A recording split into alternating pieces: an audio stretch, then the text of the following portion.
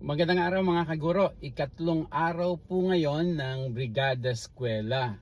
Maliban po sa mga nabanggit ko sa aking unang video about Brigada Eskwela, narito po ang mga layunin ng Brigada Eskwela. Ang una po ay ihanda ang paaralan sa bagong taong panuruan na maging malinis, ligtas at may kaaya-ayang kapaligiran para sa ating mga kabataan.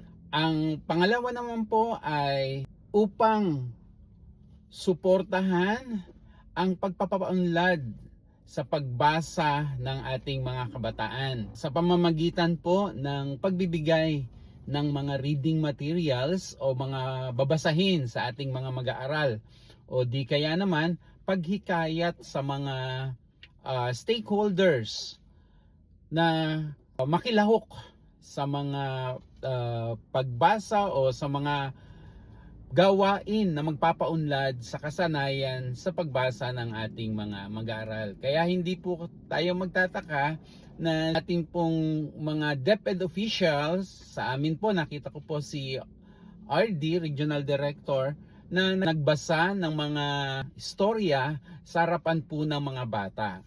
At pagkatapos po niyan ay merong mga konting katanungan upang malaman po kung naunawaan ba ng bata ang kanyang narinig mula sa binasa. Yan po ang mga layunin ng Brigada Eskwela at marami pa po itong ibang layunin na aking tatalakayin.